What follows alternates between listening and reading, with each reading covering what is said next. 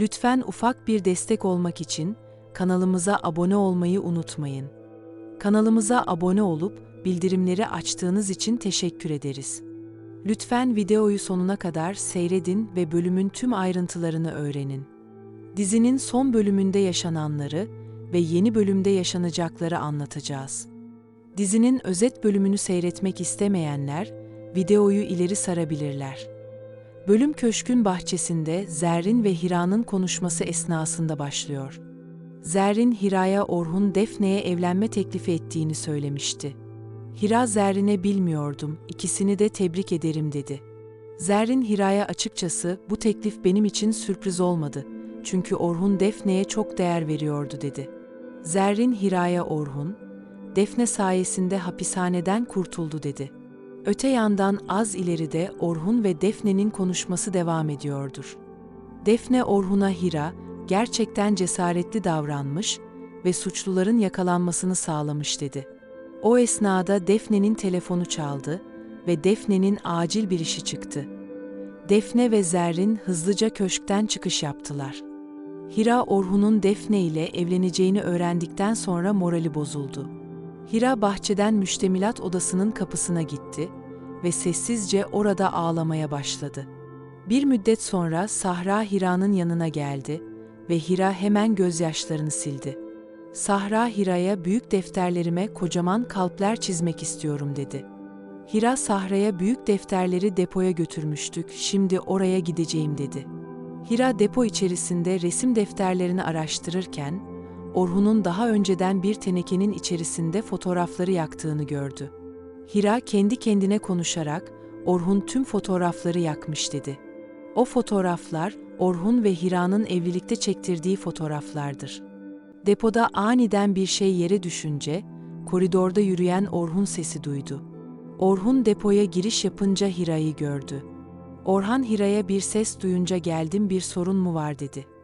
Hira Orhun'a bir sorun yok Sahra için bir resim defteri arıyordum dedi. Orhun fotoğrafların külleri Hira tarafından öğrenildiğini anladı. Hira Orhun'a Sahra biraz daha iyi, kötü süreci atlattı dedi. Hira Orhun'a en başından beri kızım ve bana büyük destek verdin ve bizi korudun dedi. Hira Orhun'a yaptıklarından dolayı sana büyük teşekkür ederim dedi. Orhan Hira'ya teşekkür etmene gerek yok sizlere her zaman yardımcı olacağım dedi. Hira Orhun'a Defne ile evlilik kararı almışsınız sizleri tebrik ederim dedi. Hira Orhun'a Defne iyi birisi inşallah mutlu olursunuz dedi ve oradan ayrıldı. Orhan sinirliydi ve üzüntülüydü. Sanki Hira'nın kendisine evlenmekten vazgeç diyebileceğini umut etti. Hira Behiye'nin yanına gitti ve ona Sahra ile ilgilenmesini söyledi. Hira Behiye'ye benim dışarıya çıkmam gerekiyor dedi. Dakikalar ilerledi Hira, Feriha'nın yanına ziyarete gitti. Hira başından geçen olayları Feriha'ya anlattı. Feriha Hira'ya Kenan olsaydı, bunları yaşamazdın rahmetli erkek kardeşin çok iyi birisiydi dedi.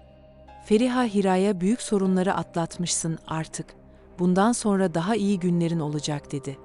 Hira Feriha'ya bir ev kiralamak istediğini söylemiştir. Feriha tanıdık bir komşusunun kiracı aradığını Hira'ya söyledi. Diğer tarafta ise Aziz Elif'e en sevdiği çiçeği hediye ederek ona aşk itirafında bulunmak istiyordu. Aziz Elif'in kendisinden hiçbir şekilde hoşlanmadığını öğrendi. Aziz çok üzgün bir şekilde hediye aldığı çiçeği bir sokağa bırakıp, deniz manzaralı bir tepede akşama kadar denizi seyretti ve hüzünlendi. Akşam vakti olunca Aziz, Elif'e beni kötü olarak biliyorsun ama şunu bil ki ben seni çok iyi birisi olarak hatırlayacağım dedi. Elif ise Aziz'in kendisine bir aşk itirafı yapacağını zannetmişti. Elif Aziz'den böyle bir itiraf duyunca hayal kırıklığı yaşadı. Ertesi sabah Aziz'in telefonu çaldı ve arayan kişi Elif'in babasıdır. Elif telefonla babasıyla konuştu ve babasının bir gün sonra borcunu ödeyeceğini öğrendi. Elif seviniyordu ama buruk bir sevinci vardı. Elif annesinden yadigar kalan çiçeği bahçeden söküp saksıya ekecektir. O çiçeği Aziz saklamış ve daha sonra bahçeye ekmiştir. Elif çiçeğim topraktan sökmeye kalkışınca bir cümle kullandı. Elif çiçeğe yoksa sen de benim gibi buradan gitmek istemiyor musun dedi. Güzel haber şu ki Aziz Elif'in bu cümlesini duydu ve bir ümit beslemeye başladı. Diğer tarafta akşam vakti olmuştur. Orhun Afife ile çalışma odasında konuşuyorlardır. Afife Orhun'a, Defne ile evlilik kararı aldığına çok sevindim, seni tebrik ederim dedi. Orhun Afife'ye Defne ile evlenmem için çaba gösterdiğini biliyorum. Sakın ekstra bir uğraş verme dedi. Orhun Afife'ye bu karar benim kararım dedi ve köşkün bahçesine gitti. Çünkü Orkun Afife ile muhatap olmak istemiyordur. Orhun bahçede Hira'yı görünce onun yanına gitti ve sohbet etmeye başladılar. Orhan Hira'ya Sahra'nın durumu nasıl dedi. Hira Orhun'a Sahra uyuyor ve daha iyi dedi. Hira Orkun'a eski mahallede kiralık bir ev buldum ve yeni bir iş arayışındayım dedi. Hira Orhun'a en kısa zamanda yeni bir hayat kurmaya çalışıyorum dedi. Orhun Hira'ya bence aceleci davranıyorsun, Sahra kendisini iyi hissedene kadar burada kalman gerekiyor dedi. Hira Orhun'a teşekkür ederim ama bir an önce kendi düzenimizi kurmamız gerekiyor dedi. Orhan Hira'ya her türlü yardım ve desteğe hazır olacağımı bil dedi. Daha sonra ikili birbirlerine iyi geceler diyerek üzüntülü bir şekilde ayrıldılar. Öte yandan Defne ofisindedir ve ağlıyordur. Bir müddet sonra Zerrin Defne'nin ofisine giriş yaptı. Zerrin Defne'ye neler oluyor, saatlerdir sana ulaşmaya çalışıyorum dedi. Defne Zerrin'e az kaldı bir hayale kapılacaktım, Orhan'ın evlilik teklifini kabul edecektim dedi. Defne Zerrin'e ama Hira geri döndü dedi. Zerrin Defne'ye Orhun seni seçti, o sana evlenme teklifinde bulundu dedi. Defne Zerrin'e bu bir şeyi değiştirmez, Orhun Hira'yı seviyor dedi. Zerrin Defne'ye Hira ile sohbet ettim ve Hira kendisine yeni bir hayat kuracakmış dedi. Zerrin Defne'ye bağırarak kendine gel, saçma düşüncelere kapılma dedi. Defne Zerrin'e bunu öğrenmenin tek bir yolu var, o da Hira ile konuşmak dedi. Ertesi sabah oldu, Hira bahçede Defne ile konuşuyorlardır. Defne Hira'ya durumun nasıl yaşadığın olaylara üzüldüm dedi. Hira Defne'ye biraz daha iyiyim ve kızımla yeni bir hayat kurmaya çalışıyoruz dedi. Hira Defne'ye yeni bir kiralık ev buldum ve yeni bir iş arayışındayım dedi. Defne Hira'ya Orhun size her zaman destek olacaktır dedi. Hira Defne'ye bunun farkındayım ama artık kimseye yük olmak istemiyorum dedi. Defne Hira'ya iş bulmanda sana yardımcı olurum dedi. Defne Hira'ya umarım yeni kuracağınız hayatta mutlu olursunuz dedi. Hira Defne'ye teşekkür ederim, ayrıca Orhan ile evleneceğin için seni tebrik ederim dedi. Defne gittikten sonra Hira içinden konuşarak, bir an önce bu köşkten gitmemiz gerekiyor dedi.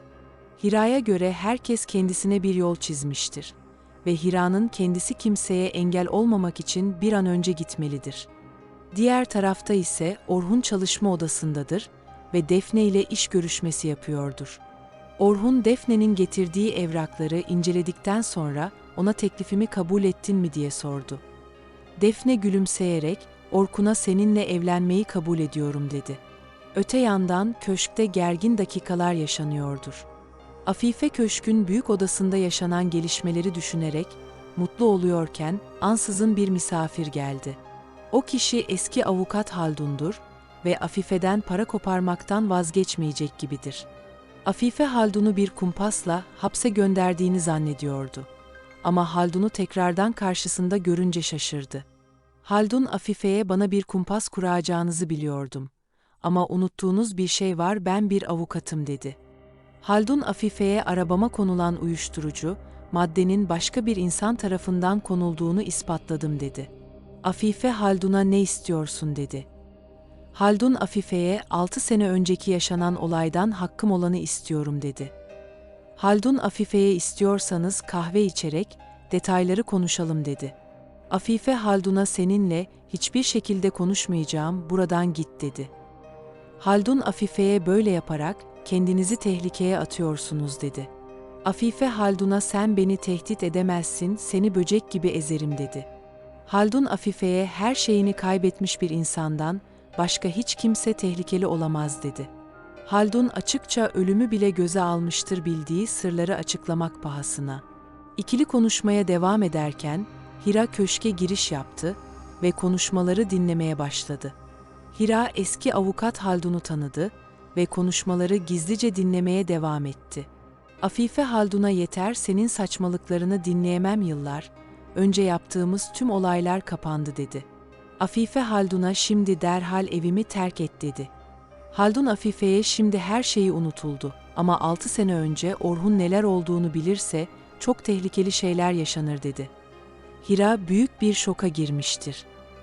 Hira 6 sene önce bir yalana maruz kaldığını anladı.